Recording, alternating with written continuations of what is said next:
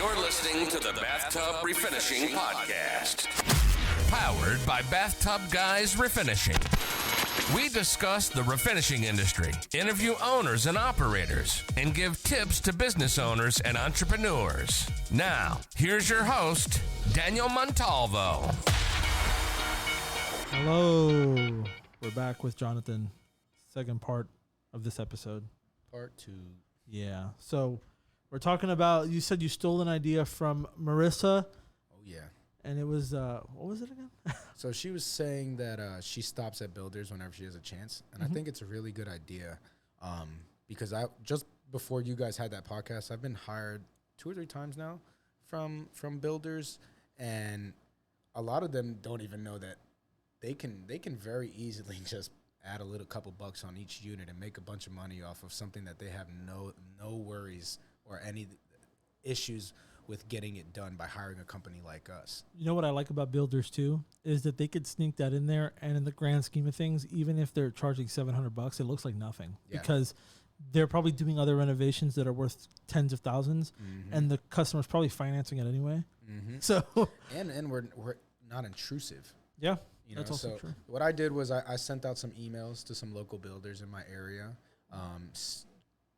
almost like a brochure, because it almost like they might not even understand that we can do a whole building in such a short amount of time. You know, we did Sebring within, it was 7 or 8 days total. How much tubs was it total?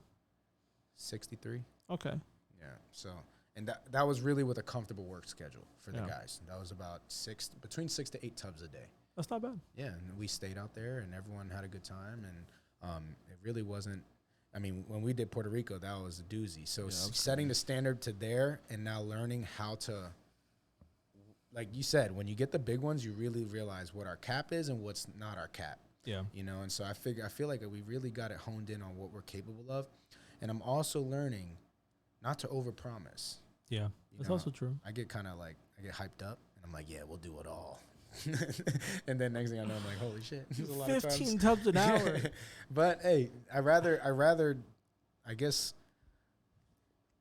set the standard for that because and then try to meet it than lose a job because some guy said he could do it faster than us. I mean, that's the way I bid on it usually is that I will put a low end and then a high end and just tell them that after the first week we'll get an idea and stick to a schedule.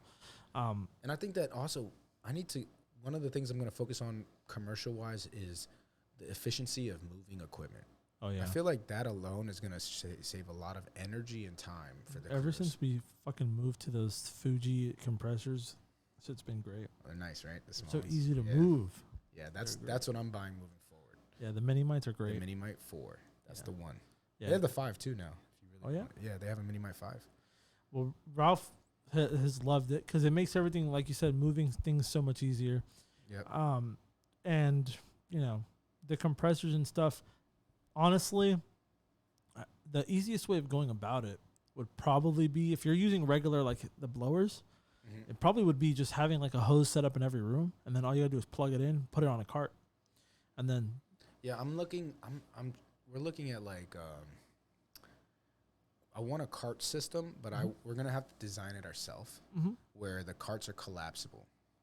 So when it's time to clean up, and so I don't have a trailer. I'm going to buy a trailer soon, but we're going to get a trailer just for commercial projects where the trailer has our turbines, our material, and any truck can pull up that, because right now we're utilizing truck beds to move everything back and forth.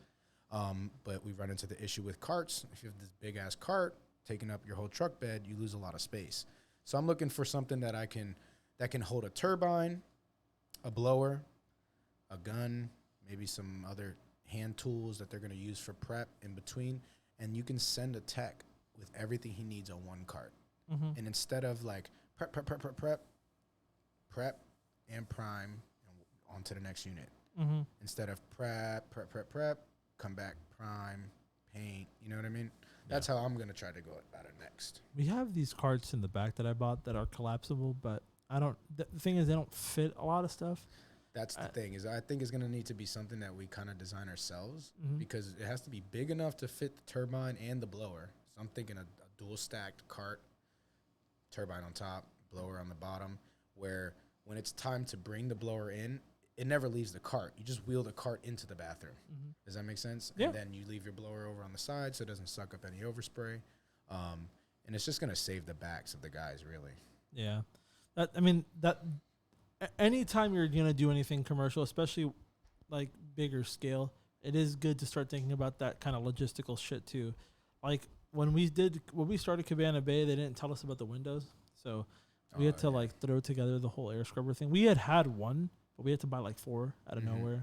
And then, But that air scrubber thing, that's a major play because once we used that in Jacksonville. Yeah, it's pretty good. And it helped a lot. I mean, it's better than there would have been no other option but to have 100 feet of hose running through the hallway. Stupid. Yeah, and that's just that's a hazard. Yeah, someone's gonna trip. I'm not getting sued. Fuck and that. also, you're running it around the whole hotel, whether you like to believe it or not. Yeah, it becomes a pain in the ass. The air scrubbers are easy. Yeah, I remember once I did an Embassy Suites. It was like the first project I landed by myself. I cold called and I got that. Did you? Yeah, nice. I called like 80 hotels in one day, and the guy responded. He's kind of a goof, but anyway, he was like, oh, so what are you guys gonna do about the windows? And that's where we got the first air scrubber. And I'm like, oh, I'm not really sure. We'll come with some sort of solution. He's like, yeah, but he's like, if you want, we could just run a hose up to the extractor in the atrium. I'm like, 150 feet up in the air? What are you talking about, my guy? Yeah, I'm just gonna run hose, and then when we need to move to the next room, what am I gonna do? Nah, it's not fucking yeah. And who do you call to get 4,000 feet of hose?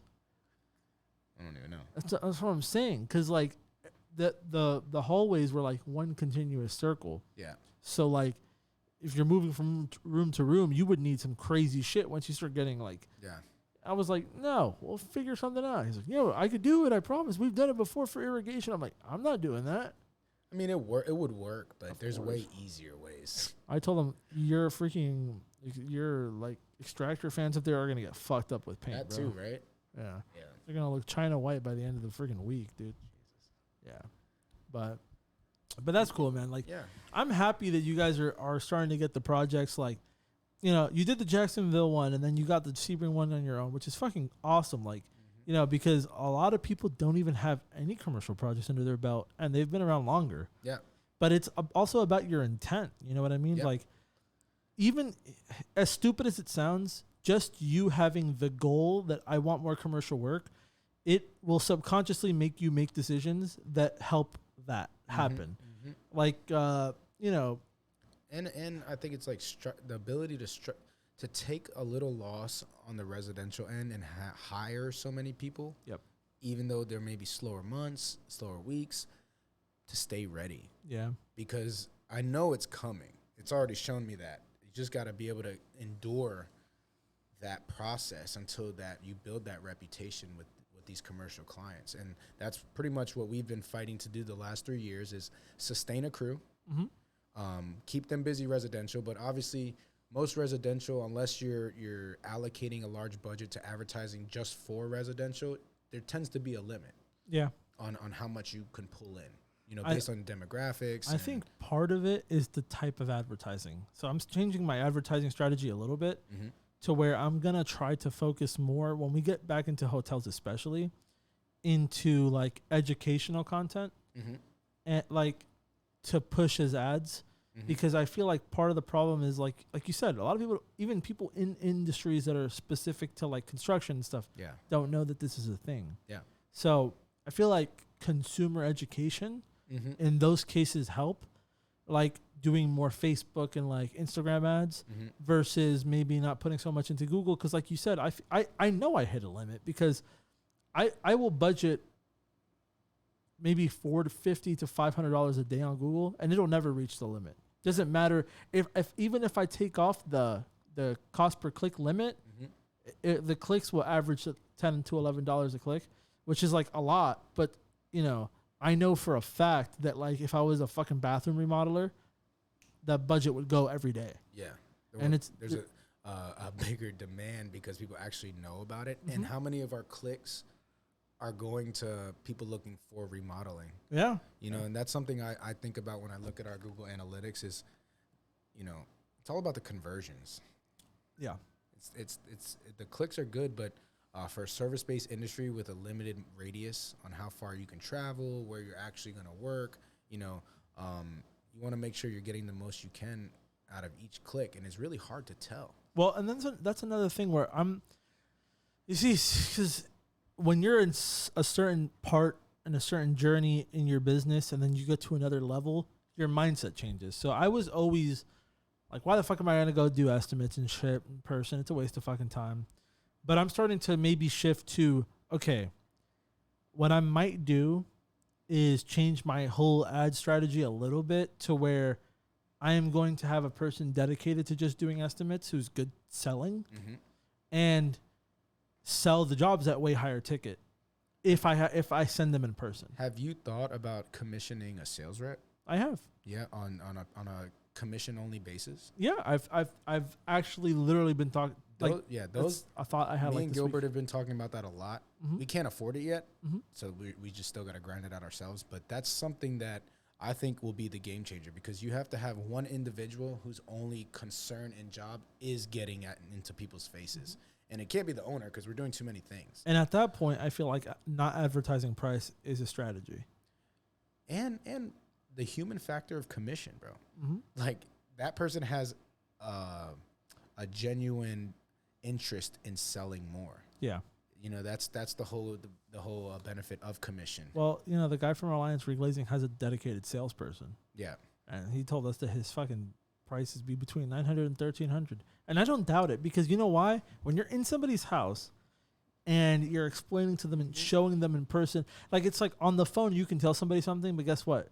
If they are kind of wary about what you're saying, they could just hang up on you. Yeah. You know what I mean? When you're in someone's house, you're like, well, this costs this much. Physical samples, like, they can actually feel it, touch it, see it. And you could also pull up data that backs up your stuff. Like, oh yeah, like now the national average is like $5,000 to replace the tub. Yeah. Show them. How many and it also shows legitimacy, I think.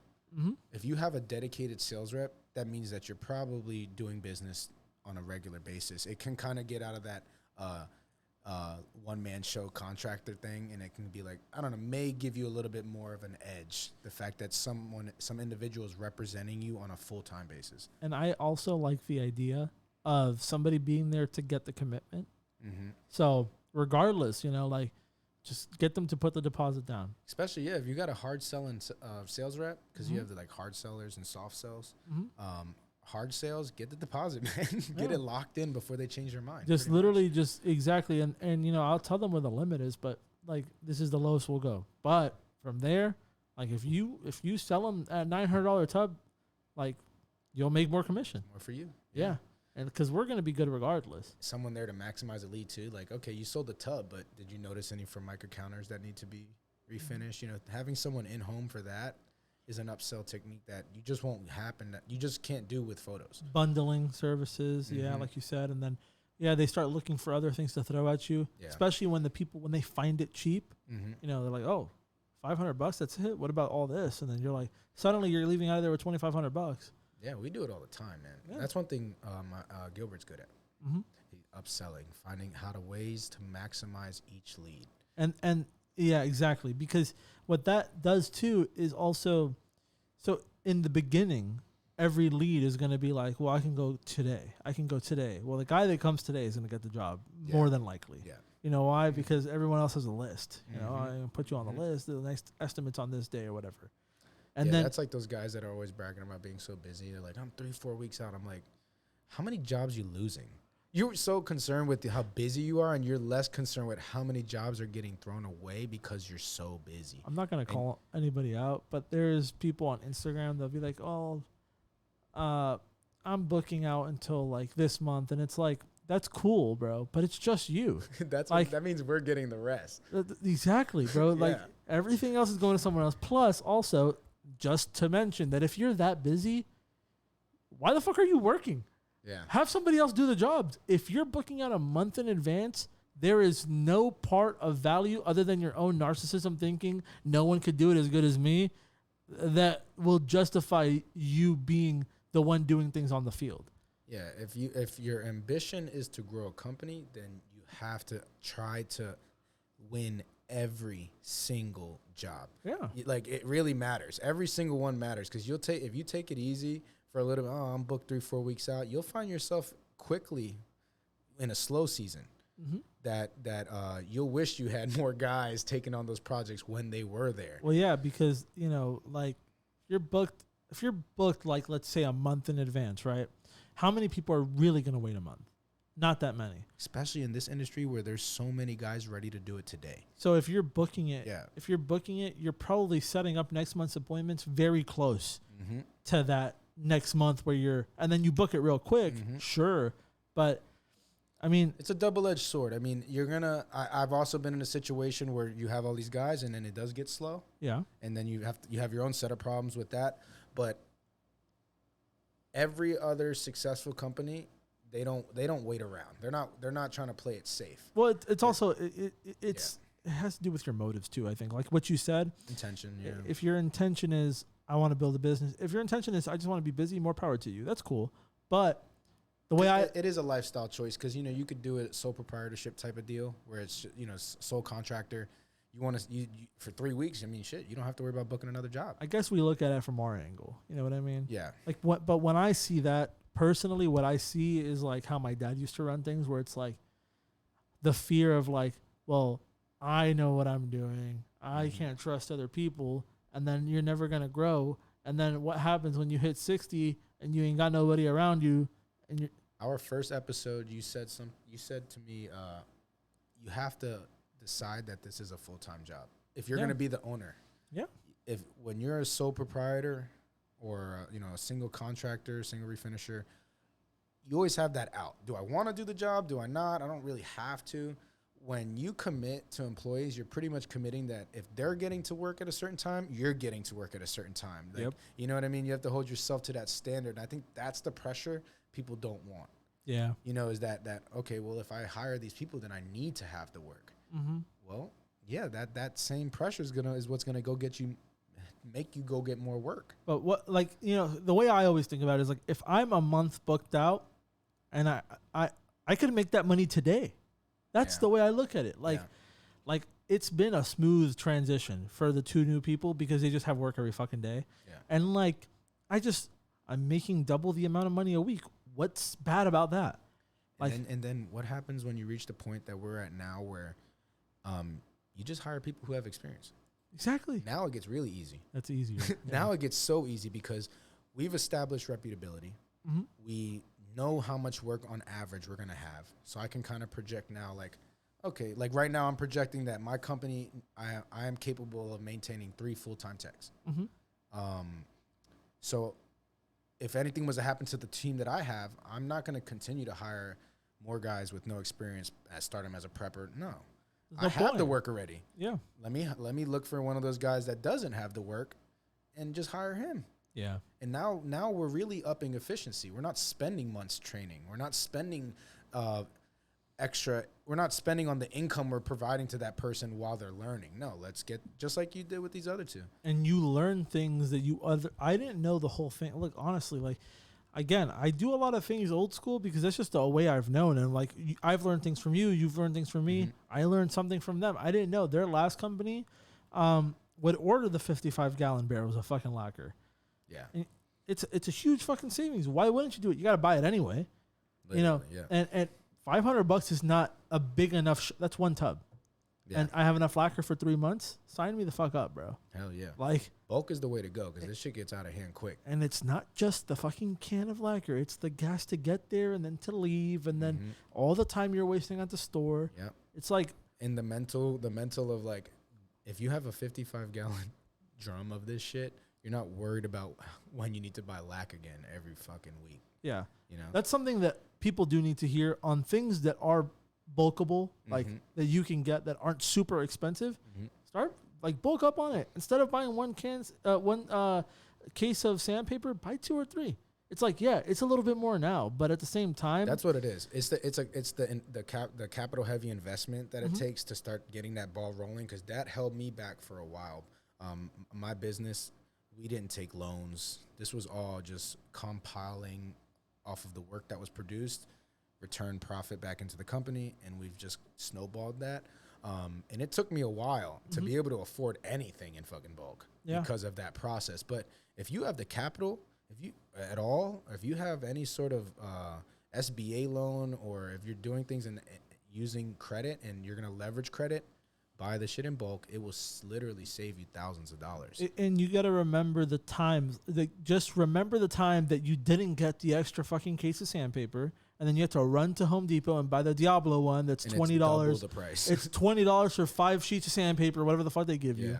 And then like, it's not just the sandpaper you overpaid for. You paid for gas for no reason. Mm-hmm. Like, dude, do yourself the favor. If you have, instead of getting one, get two. And my guys alone. Now that I'm having my shop stocked, they feel more comfortable. They feel like they have everything they need, because that was some of the feedback I was hearing from my people were, oh, well, sometimes we don't have this, or sometimes we're trying to do it without the right thing. And you know, and it's like, okay, well, it's not that big of a deal, but if that's a small problem that we can solve, and it's actually helped. Because now, for example, we use Divvy, just like you, for credit lines for our employees. That whole thing is a pain in the ass too, keeping funds available, making sure that processing times are going through. Just buy it in bulk, and then you guys don't need to use the Divvy. Yeah, you know literally, what I mean? It could just be used as a gas card or emergency situation. That's what I'm using it for now. As long as I keep these shelves stocked, Divvy should be utilized for fuel, and that, oh shit, I forgot this, so let me go get it in field. And it's saving our guys time. Yeah. You know, because Angel, in particular, if he has to leave a project, just to go to Lowe's, on average, Florida, at least where we live, there's fucking Lowe's and Home Depots and shit everywhere, because everything's a big ass city out here. But if you're like 35 minutes away from the closest hardware store, you just lost an hour minimum just traveling. Then you got to walk to the store. That's another 25 minutes. You know, that very well can take a normal day into like a really long day. And then, oops, you look up and your fuel gauge is low. Got to stop for gas now. Yep. What if the closest gas station is not next to a fucking Lowe's? And then trying to get your guys back to momentum of working again after they just took an hour breakout. Yeah, like that's a pain in the ass too, to get started again once you get back. Yeah, we had to do jacuzzi conversions this week, and Ralph had to go to the hardware store because we had a lot of shit that we were missing, dude. I kind of felt bad. And then the drills we used to use with the battery, they stopped making them, so he got a little drill, and I'm like, keep it for yourself, don't let anybody use it. But he ended up getting to the job like at 11:30. It's stupid. Yeah, that's what I do with my guys too. Is everyone has their own toolbox.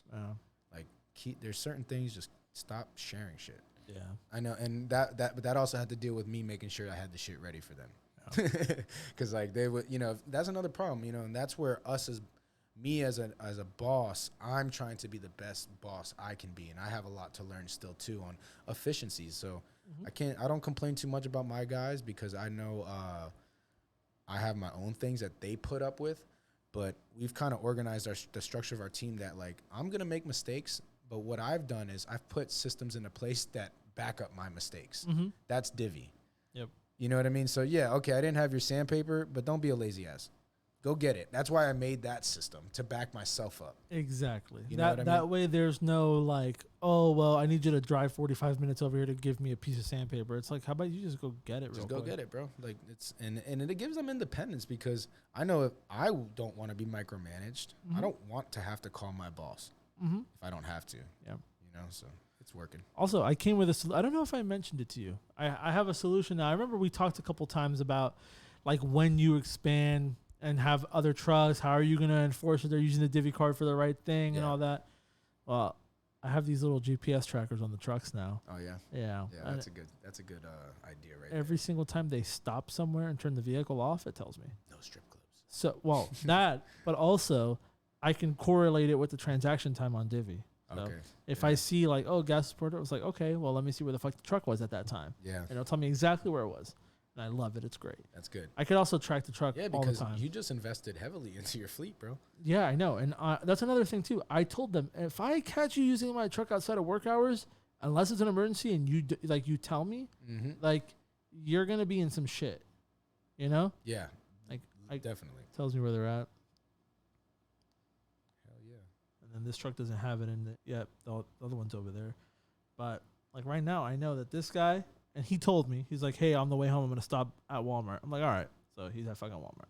I know where he's at. And communication, man, we're not Nazis shit. Like, we know you got a life to live, but you have to be truthful and your intent has to be correct. Exactly. Just You know what I don't, mean? bro. I had a guy that I hired, and he took our fucking truck on a fucking joyride to the beach, and I fucking like found out because I found sand and shit in the truck, and it's like, you know, like they're putting miles on your vehicles. Not to mention if they get into an accident, it's your fault because you have commercial insurance on those things.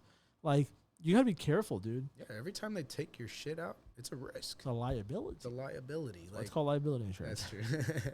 But yeah, it's a liability. So you minimize risk, and you don't go to the beach in my shit. And also, another thing too is like, you know, you got to think about it, not just for being an asshole, but like, or being super strict, protecting your assets, but like the optics of your brand, bro. Like, if they're fucking chilling out, hanging out on the weekend with your fucking wrapped vehicle at the beach, like, it just looks like somebody's irresponsible ass boss is letting them fucking just use their work truck to hang out and chill. True. That's how I'm gonna look though when I get my shit wrapped. Well, yeah, I'm still gonna well, use it because my truck is personal and business, so I'm gonna be at the beach with my shit. But also, okay, for example, they're driving home drunk and they get into an accident. What does that look like? That's terrible. And then your brand is the That's one. Literally, the imagine worst. your fucking perfect surface glazing's vehicle killed a baby in a fucking truck. You're gonna be like, yeah, no. Talk about bad press. Yeah. Like, Hell no. That is probably the worst case scenario. And that's exactly why there has to be extremely strict standards and they can't be bent. yeah. For that exact reason, because it's always innocent until it's not. Mm-hmm. And then you're playing catch up. Yeah. And especially when you're investing heavy in the vehicle stuff, you know, I upgraded, got the fucking Maverick, and then we got the Ranger, and then, you know, we fixed everything that was wrong with the F-150s that were a little bit newer. And so, like, you know, the trucks are ready to go, dude. That's a big ease on your mind, I bet. Oh, yeah. But now you're not concerned with shit breaking down. Especially with the newer ones. How you're going to get people around. Yeah, that's cool. I'm excited for that. And having the trucks wrapped feels good, dude. Hell yeah. The other day when we went to that new hotel in Celebration, Kissimmee, they were doing the stayable suites. Yeah. Which that drone footage came out. Yeah, that was fire. But, bro, we had like all the trucks lined up. And it just looks good. So professional. Hell yeah. And it's like, we're professionals and you want to show it, though. You know what I mean? And now you're setting a tone, because if the next company they hire isn't you and they don't show up like that, they're going to be like, okay, we fucked up. Yeah. You know what I mean? When you pull up with your whole fleet and everything's organized and there's structure and the team's operating, and it sets an impression, you know? Yeah, I mean, just having identifiers on the vehicle shows, like, I'm not hiding. I'm not going anywhere. Yep. Like, it gives people instant peace of mind when you pull into the driveway in a marked vehicle. Yeah, and it's a rolling billboard, like you said in the past. Yeah, it is. It just makes sense. The other day, I got a call from a lady to do 2 bathrooms, and because she saw Ralph at Wawa. Yeah. She's like, "Oh, that little black boy with the cool hair. He was really nice." I'm like, all right, random as fuck, but okay. I was like, but she was cool. She was an old black lady.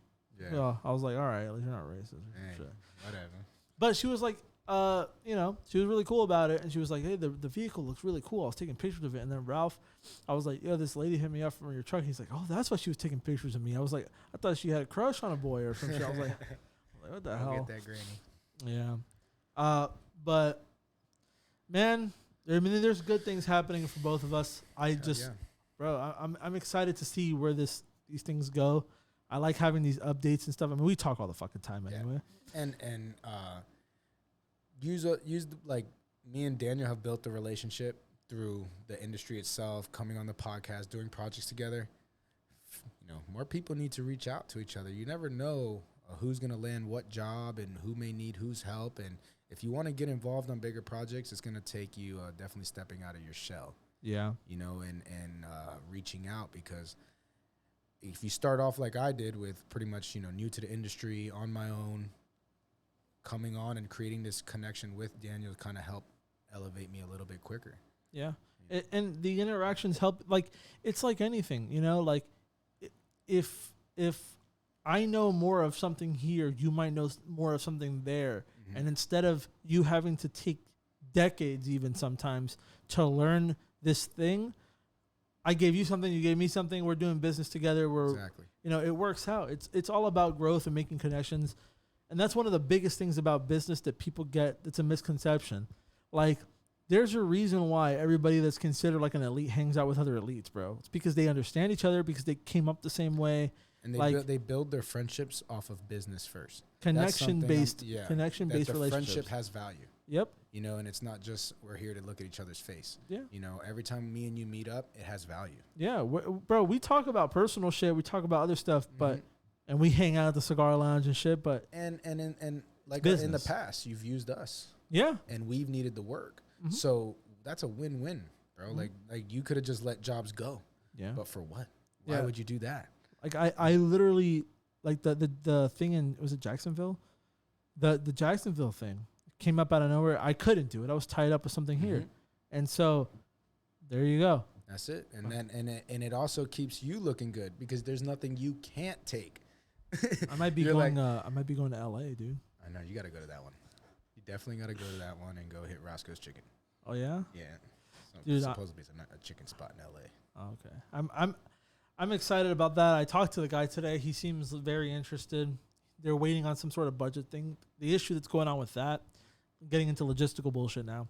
The issue is that they just got their bathtubs done by a national company, and they're all peeling. So they need to justify to their higher ups, like, okay, well, to do it again. Yeah, we got to do it again, and we got to use somebody else that's more expensive. And, you know, they just spent money. So they're going to do a demo? I don't know. Fuck that. I'm just going to go over there. He didn't even ask for one. Well, if they don't want it, fuck that. But yeah. If they want it, yes. I was thinking maybe you could show them, like, this is how we would remove it. And this is how it would look after. And this is exactly why it won't fail again. Yeah, I mean, I'd be willing to go over there for a demo. But for things like that, I asked for a payment for the demo. I can't just fucking you're flying to LA. It's like the other side of the continent. Exactly. It's like the Puerto Rico thing. Like, I was like, you guys can fly a representative over, take a look at the hotels. No, we really want a demo in person. I'm like, all right, I'll go for $3,000. Yeah. Like, take it or leave it. Hey, and when they want it, they want it. Yeah. $3,000's nothing for them. I know. They rather spend that money and make sure that the whole thing's gonna go smooth than to not spend that money and hire some fucking jackass company. Yeah. But yeah, LA would be a cool project. We'll see. My site is getting more traffic now that I redesigned it a little bit. You know, I still got to work on our SEO and all that optimization shit. Did you see all of the conversation I had with Marissa? Yeah. So you heard about her? She was paying $500 a month for just SEO. Yeah. It's fucking crazy. I haven't even looked, honestly. I don't even know what the rates are right now. That's crazy. Is that a lot? It is, because even like, so like the people that made our website, they do SEO packages, but it's all inclusive. It's like the cheapest one is like, I think it's like $800, but it includes like social media management. They run ads on Google, Pinterest, and Facebook. Okay. Like there's other stuff. Obviously, you have to have the ad spend. That's separate, right? But they will make the ad. They'll give you ideas, and then you record it, and they'll edit them and make them like Facebook ad style and shit. For $500 for just SEO, to me, that's crazy. Like, she was paying $500 a month? I believe so, for just SEO. So they developed her website, and then they managed the SEO on it? Yeah. Because I think SEO is like one of those things that once you get it tuned in, that's what I told her. Right there. I told her that when you do the SEO, you're not going to see results for a few months anyway. Yeah. So as long as it's done properly the first time, all you need is a quarterly audit. Pay them once every 3 months. Come in, take a look, make sure everything's good. If there's any tweaks, tweak them. But other than that, there's no reason why you should be paying $500 every month. But they dropped her anyway. Yeah. And that was the right decision because she was bitching about doing the job. Yeah. She's like, oh, yeah, well, you're paying me $500 a month to do nothing. From what I took from the episode, it's almost like she hired like a fly-by-nighter. It might be. Like SEO person. Well, you know what I mean? Like a single contractor type who was maybe just like didn't want to do it. I think that might have been the case, but also it's like we were talking about education of the industry. The person's main complaint from what I remember is that she didn't fully understand like the job. She would put like remodeling. Yeah. And like Marissa kept telling her like, no, we don't remodel, we refinish. It's different. And she was like getting upset that Marissa was correcting her. I had that same issue. I had that same exact issue when we did that other company when we first started who held rights to our website and shit. But I think it's like something that with how I want to go about it is now that I built my own website, I want to hire someone to optimize that site. Yeah. You can't tell me you don't understand now what I do. I'm giving you the site already. Just optimize my keywords and make me searchable. And that's what I want to pay someone for. Because if you don't know, creating a website is like, if you've ever had MySpace, it's like decorating a MySpace. It's all the back key, the back coding and keywording. That's the part that's a little difficult, but just getting the design down and showing what you do, that just takes a little bit of effort on your part. You can design a website pretty easily. The thing that sucks too, though, is that, well, it doesn't suck. I know why they're doing it, but Google is now getting a little bit more strict with what they allow to rank. So I'm not saying it's like 100% necessary. I am saying that nowadays, like they look, so CSS is like a creative something solution or something. Yeah. It's a piece of code or whatever that like is usually like an animation or something like that's like nice on the website, right? Yeah. They'll rank higher websites that have more CSS, more JavaScript stuff, or like you have like more pictures and shit like that, custom frameworks. Like they'll rank them higher because those are the identifiers of somebody who got a professional website done. I mean, that makes And sense. also content. So websites with blogs tend to rank higher because they have a lot of writing having to do about that thing. Yeah. So it has to do with metadata and shit like that. But for what we do, it's still 100% possible. It is a lot about the keywords, like you said. And then also one thing that I do think you should look into is trying to utilize landing pages for the keywords on your ads. So even if you don't make a whole new website, it would be worthwhile paying somebody maybe $1,000 and make me a landing page that looks super fucking clean so I can get the lead. Have the contact form, have like before and after picture with a slider, a single page. Yeah. That's somewhere on your website, but you can, instead of linking the ad to your main site, link it to there. Because that's literally, it's like linking it to a form. Yeah, the way I did mine right now until I build my other pages is the website itself is the landing page. Gotcha. So what I did was I just brought that request form onto the main page until I get more pages built. But that's what I'm saying. Like, I'm just going to build one page or however many I want to build until I hire a professional and then give them that as a template. Because of the exact situation me and Marissa both ran into where people just don't understand. Yeah. So take a little time. It may take you a couple months, but build something that you feel like represents the industry and then give that to a professional and let them start with some sort of core, I guess. When you guys did your website, did you guys do everything online? For like how I did it now? No, when you guys had the website built. When I had the first one built, everything was over the phone with a company. That it was a third party where they ended up building their website, owning the domain. It was one of those situations exactly Marissa was in where you tell them what you want, they'll try to make it. It just took forever. Everything was forever, and it just was never right. Our website took like 6 months to build, granted, but one thing I like about it is that I hired somebody local who like they made it a point that we need to have in-person conversations about what it is you fucking do because we don't get it. Yeah. And that's one of the things, like, you will not find remodeling the word there on my website unless it's talking about compared to remodeling. Yeah. Like, there was no confusion there because they made lists and were like, okay, so this is what you do. Okay, so, like, they literally gave us a whole packet. These are all your competitors that do the same thing. So we're going to look at their websites and see kind of what they're saying and then try to get a better idea. Like, they were studying it. Yeah. And so there's value in that too. But it is to be honest, the issue is education in the industry. I guess we could kind of leave it off there, but we need better education in the industry for not just getting more steady work as refinishers because, you know, there's not there's plumbing crews that have 35 crews, bro. Yeah. Like, but refinishers, I mean, the most I've heard about is the guy from Alliance Glazing. And aside from that, everyone caps out at like 4 or 5. Yeah. It's like, there is probably a higher demand for it, but because there's not education about it, it hurts not only your website being built, hurts your advertising like capabilities, and it hurts the market overall. Yeah. You know? So because we need people to know. Yeah. If people don't know, we're not going to sell. Yeah. And then now you're spending all your time. If you had to spend less time just getting people to understand that this is a thing, you'd spend more time closing. Yep. And one thing to remember too is like everybody can make Google ads, guys. Google ads work, but they are the quick, let me get that job real quick and put it in my pocket. But like long term, what's really going to help you is building content that's educational, because if you can like blow up, like look at the epoxy countertop blow up thing. That was for years. That's all you saw on fucking Facebook when it came to home improvement stuff.